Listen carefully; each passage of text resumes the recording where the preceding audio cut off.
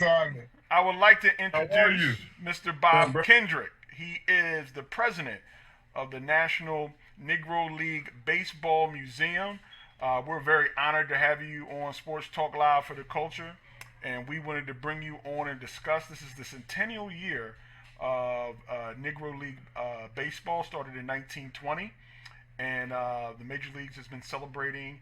I know CC Sabathia has been doing some things with They Play For Us, and I wanted to bring you on, sir, and talk and discuss about the great contributions that the Negro Leagues made to sports, made to America, and and just been just really a shining point for African American entrepreneurship, as what they put together back when times were a lot more difficult to put things together.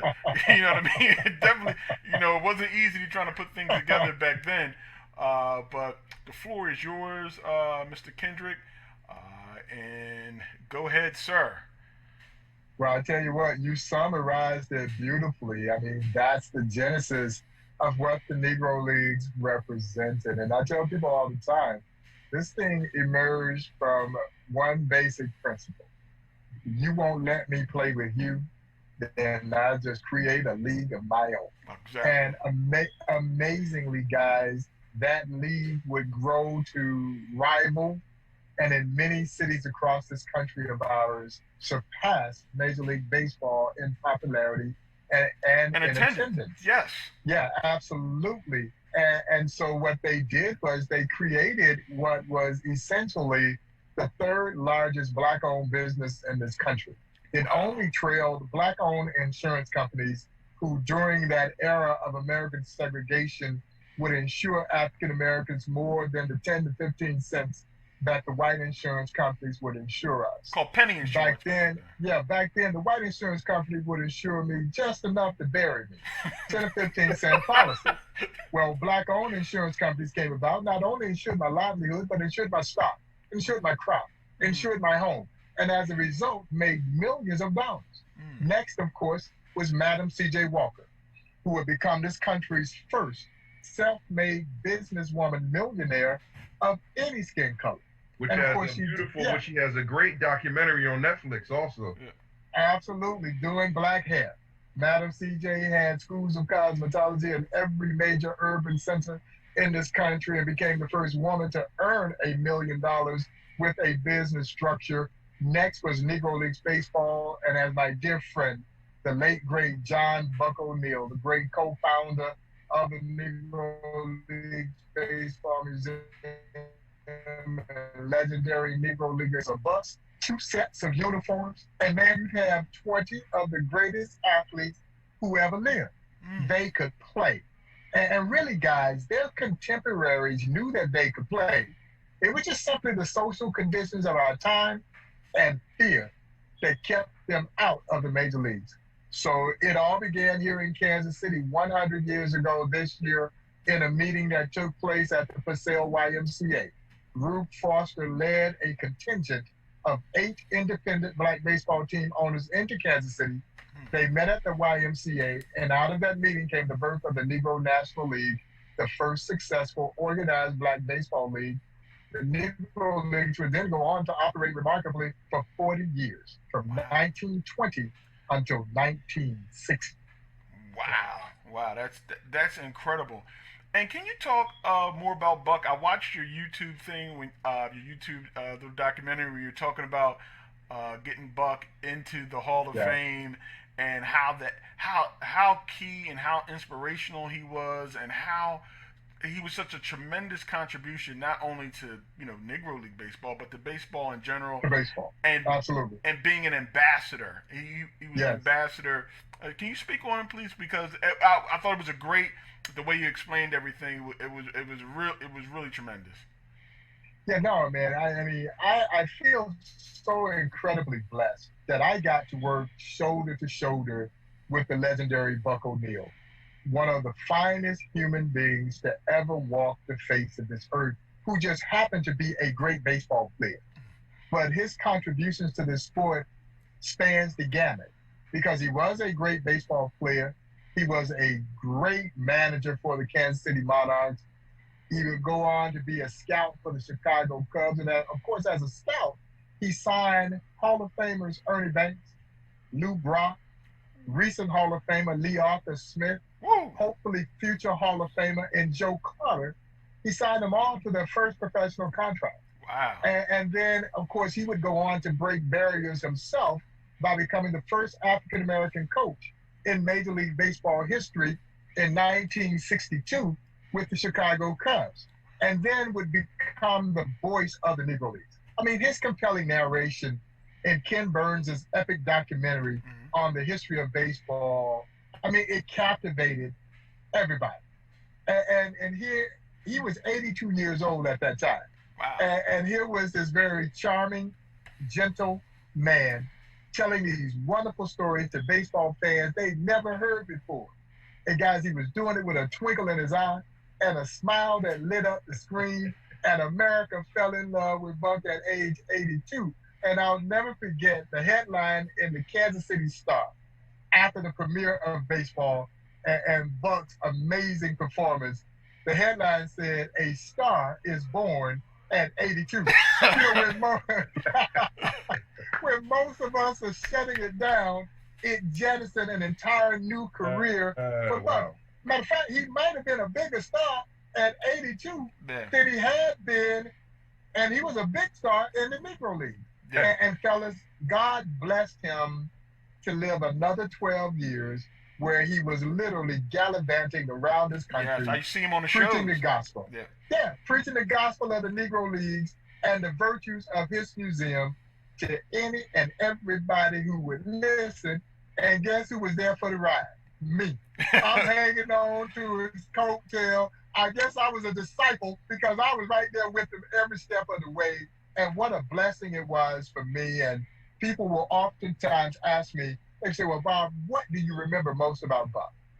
And obviously all the great stories that he shared, and I get to share them now with people. But the thing that struck me most about Buck, you always felt better leaving Buck than you did when you came to see him.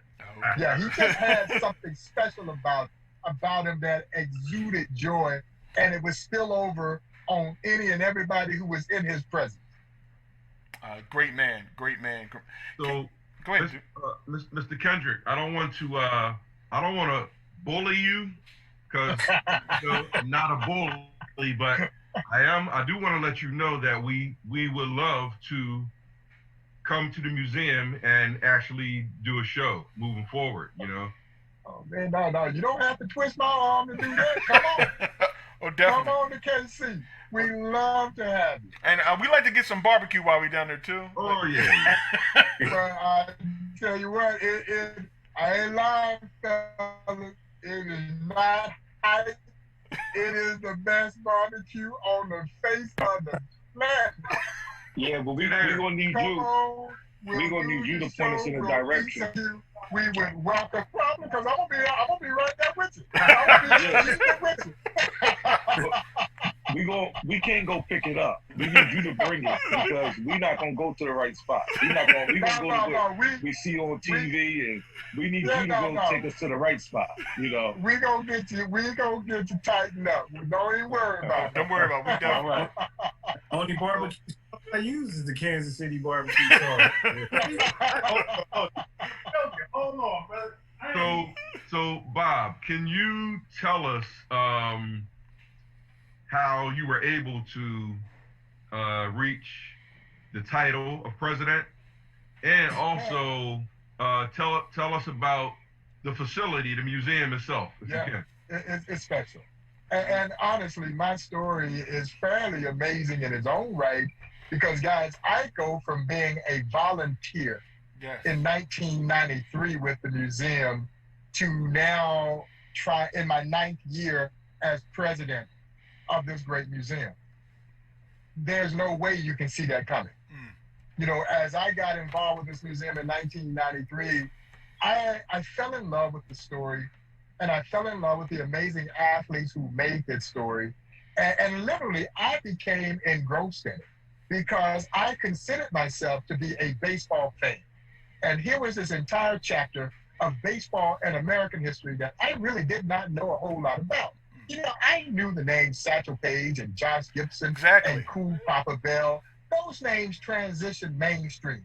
Most baseball fans have at least heard those names, even if they don't know exactly how great they were, they at least heard those names.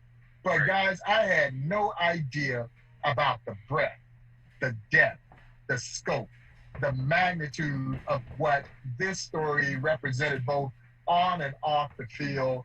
And I just wanted to learn as much as I possibly could. And then I started to meet these incredible athletes.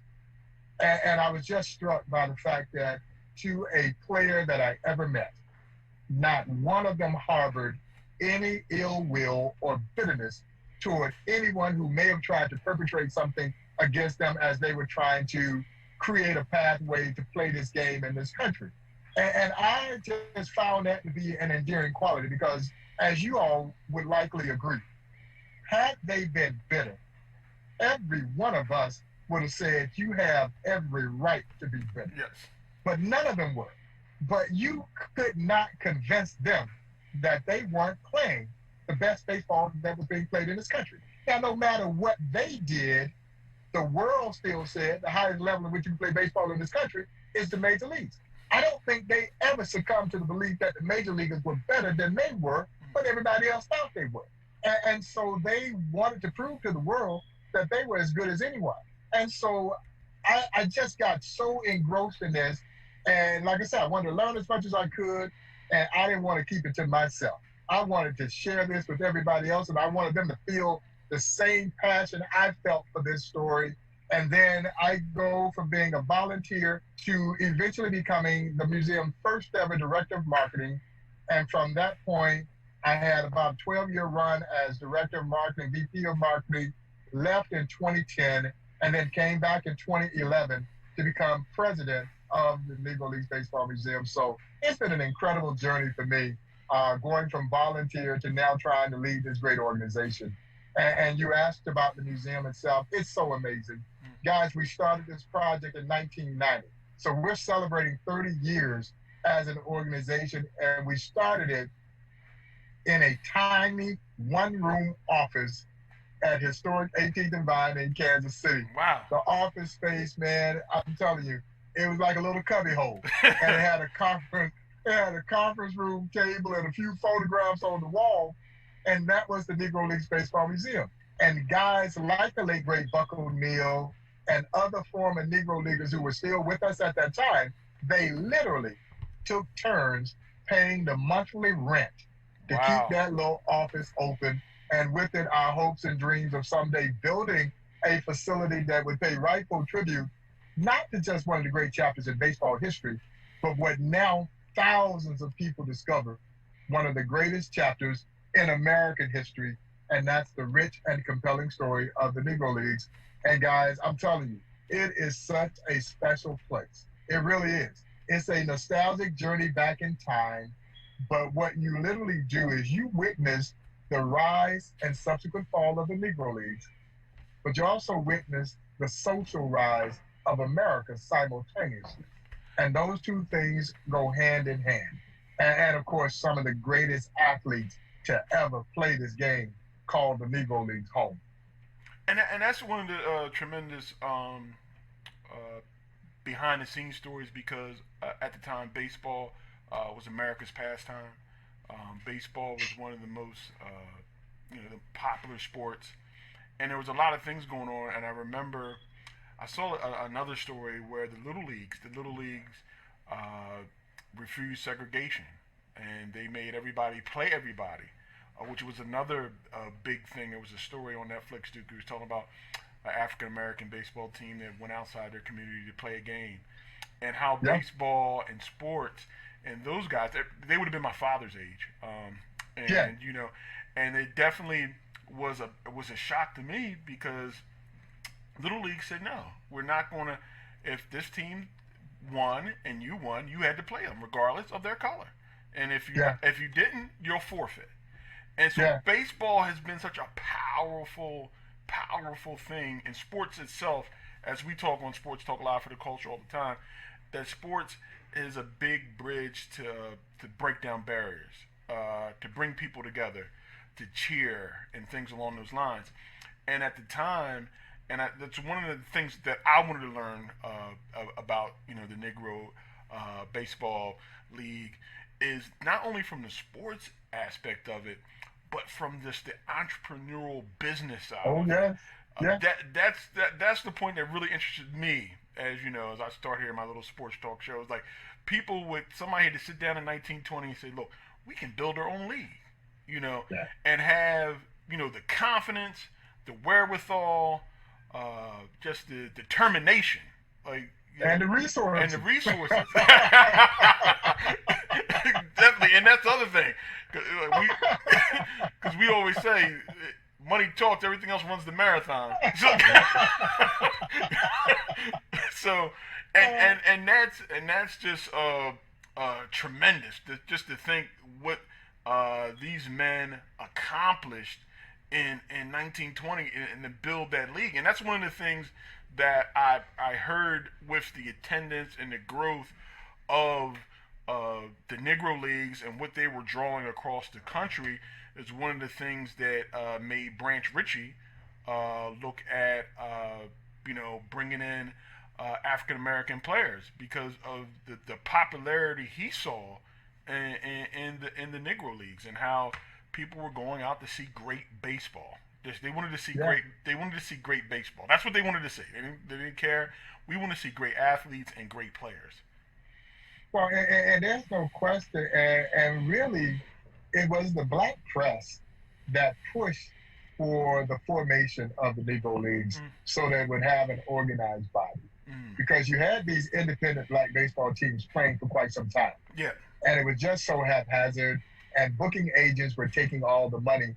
And at the urgency of the black press, Rube Foster was able to accomplish what others had attempted to do but had failed. And that was to create an organized baseball structure. Well, in 1920 alone, over 400,000 fans attended games that inaugural season. Wow. Yeah, 400,000.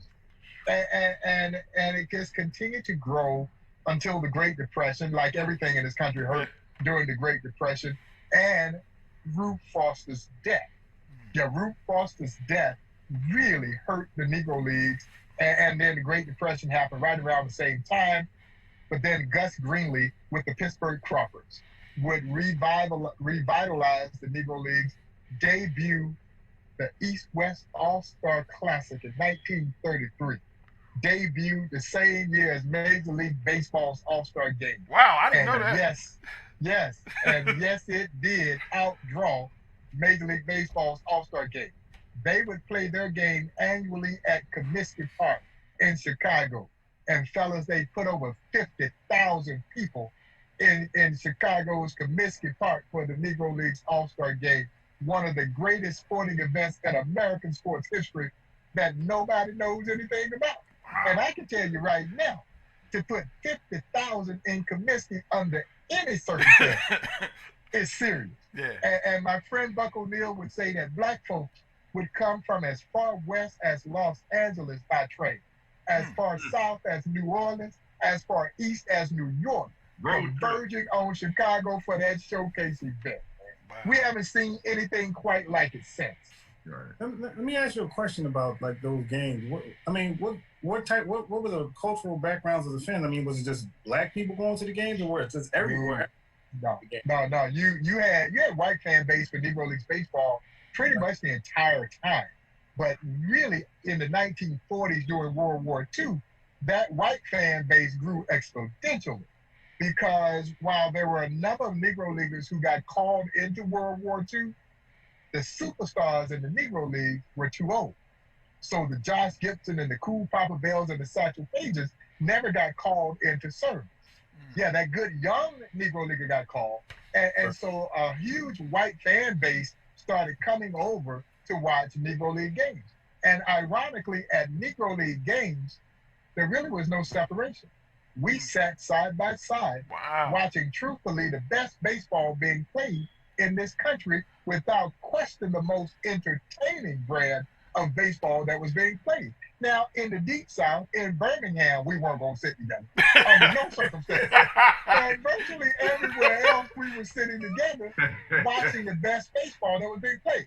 And the irony of that, at Major League games, we were separated by chicken wire.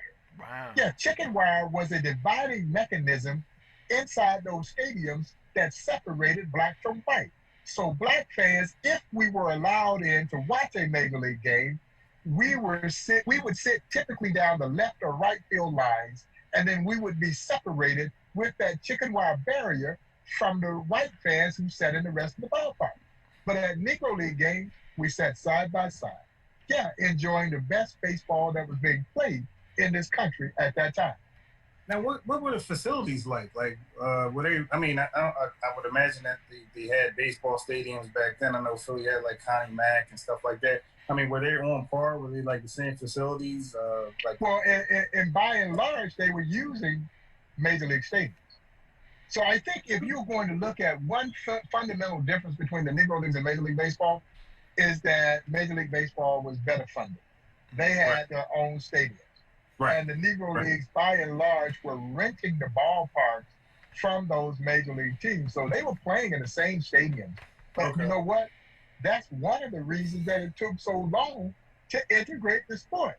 Because there were a number of Major League teams who were making money off the Negro League. Yeah, because they're renting the ballpark, they're getting a percentage of the gate and likely all of the concessions. We acquired some letters recently, I would say about 5 years ago, that was written by Larry MacPhail. And Larry MacPhail had written these letters to Mayor LaGuardia there in New York. Mayor LaGuardia was really pushing for the integration of the game. This is 1945. And Larry MacPhail writes him a letter basically explaining why it wasn't a good idea to integrate the game. And the letter was written in a very racist tint, but there were actually some, carrots of merit to the letter, because he would say stuff like, well, if we sign players from the Negro Leagues, we're going to put the Negro Leagues out of business, which he was absolutely right about that. But then he'd go on to say something really asinine to the effect that, well, they lack the faculties to play in our sport. They're not smart enough to play in our sport. Now, first of all, I don't know when you had to be a Rhodes Scholar to play baseball. But anyway, and so he'd say that kind of stuff. But then in the meat of the letter, he really gets down to what was the crux reason he didn't want to see this, the crux of it. In 1945 alone, the New York Yankees made over $100,000 off of the Negro Leagues because they were renting Yankee Stadium, and they were renting Bear Stadium in New Jersey and Blues Stadium here in Kansas City. $100,000 in 1945. Wow, $100,000 is a lot of money now. Yeah. But in 1945, man, that's a whole bunch of money. So the New York Yankees were in no hurry to see integration because it was going to cut off a key source of revenue for them. Wow. And you never thought about that, but go ahead, Greg. Did the Negro League teams ever play the Major League teams, or like, well, I don't know how scrimmage, but I guess inter-squad scrimmages and stuff? No.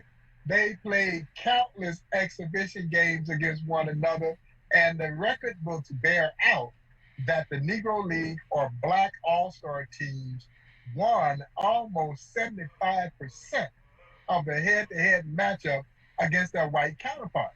That's why I say that there was no doubt about their ability to play in the Major Leagues. It was simply the social conditions of our time and fear that kept them out of the Major Leagues. And I always preface the word fear, because fear may have been more prevalent than the social conditions of our time. Guys, I don't think the superstar major leaguer was ever concerned about integration. But oh man, that average major leaguer was real concerned about integration. Because if you allow this influx of Black and Hispanic talent in, I might lose my job. And see, keep in mind, when Jackie Robinson joined the Brooklyn Dodgers in 1947, He took somebody's job. Yeah. He took a roster spot from someone, and from someone who was friends with somebody else in that locker room. And so now that guy is looking over his shoulder, wondering, damn, am I next? Yeah. But see, Ted Williams wasn't concerned about integration because Ted Williams could play, which is why I think Ted Williams so boldly used his Hall of Fame speech as a platform to advocate on behalf of Negro League players. 1966, when he stood there and said, I hope someday the likes of Satchel Paige and Josh Gibson will be voted into Hall of Fame as symbols of those great black stars who aren't there because they were never given a chance. 5 years later, Satchel Paige becomes the first from the Negro Leagues to be inducted into the National Baseball Hall of Fame. And see, but a lot of people also did not know that Ted Williams was of Mexican descent. Yeah, his mother was Mexican. And so he understood that they could play. And I think he also had a sensitivity for the plight of those black players and the fact that they could play, but they had just been denied. Wow. It's a lot going on. Very, very, very enlightening. Definitely. Yeah. And Mr. Bob, with the COVID and COVID-19 going on, when do you see? I would assume that there's the task you have to take in a museum or any place where things are going on. Yeah. When you will be able to get full access to the Negro League Museum again? Well, we're back open now. Okay. We have been open almost a month. It will be a month on Tuesday. We were closed for 3 months, man. Okay. The place was dormant. And as you can imagine, it was disheartening. Obviously, virtually every business in this country is enduring the same thing as we try to work our way through this incredulous pandemic. And of course, as you well know, this was such a big year for the Negro League Baseball Museum. As we were planning a year-long centennial celebration, which was going to provide a platform, an unprecedented platform in terms of national exposure, recognition, and awareness, but also was going to be the springboard for a substantial fundraising campaign for the Negro League Baseball Museum. And guys, we had gotten off to a flying start. The leagues were formed on February 13, 1920. Well, on February 13th of this year, we go back into the Purcell YMCA, just around the corner from where the museum operates currently. And we go back into that historical landmark. And I've got with me a distinguished all-star roster of guests, led by Commissioner Rob Manfred, Commissioner of Major League Baseball, Rob Manfred, Xavier James, the Chief Operating Officer of Major League Baseball's Player Association, the Honorable Quentin Lucas, the Mayor of Kansas City, 8-time Gold Glove winner and Kansas City Royal Hall of Famer, and now Jackson County Executive Frank White is there. The brand new owner of the Kansas City Royals, John Sherman, is there. And the Lieutenant Governor of the state of Missouri, Mike Kehoe, all there to help us commemorate the milestone anniversary of the birth of the Negro Leagues. Major League Baseball and Major League Baseball's Player Association announced a joint $1 million contribution to the museum. We rolled out our year-long plans for this celebration, which included a National Day of Recognition that was originally planned for June 27th, where all 30 Major League teams were going to pay honor to the Negro Leagues, and we were going to stage a tip your cap to the Negro Leagues in stadiums all over the country. And then less than 30 days later, everything came to a screeching halt. Pandemic. And I'd be lying to you if I didn't tell you that it knocked the wind out of our sails, because we were all so disappointed and so disheartened by the things that had transpired. Right. But this is a story about resiliency. Exactly. And this museum has to embody that same spirit. And so I use a bad baseball analogy, but coronavirus was essentially that big, nasty right-hander who just do one high and tight and knock you down. And now you got to get back and dust yourself off and get back in the batter's box and try to figure out how you gonna hit that sucker. And that's exactly what we're doing. We've got to get back in the batter's box and we've got to make a way when there seemingly is no way. And so we're doing as much as we possibly can to salvage as much of this centennial celebration as we can. And that's with the mindset that we've already rolled over into 2021, the major events. But that really was the genesis for our virtual Tip Your Cap to the Negro Leagues campaign that went absolutely viral. Yeah, man, I had this crazy idea that perhaps since we're not going to be able to do the event on June 27th, of course, at that time, we didn't even know if or when baseball was going to return. And so I said, well, maybe we can do a virtual Tip Your Cap and see if we can't get some baseball fans and perhaps a few major leaguers and a few others to join us by tipping their cap to the Negro League. Take a photograph or video, post it on our website, and that'll be a great way to see if we can't build a little momentum. Well, little did I know that when we launched this campaign on June 29th, guys, we launched it with 4 U.S. presidents tipping their cap to the Negro Leagues. Wow. President Obama, President Bill Clinton, President George W. Bush, and former President Jimmy Carter, along with General Colin Powell, Michael Jordan, Magic Johnson, Billie Jean King, Bob Costas, and then we even went into outer space and got a tip of the cap from astronaut Chris Cassidy, who was aboard the U.S. International Space Shuttle. And so this thing went outer worldly, and after that, it just took off.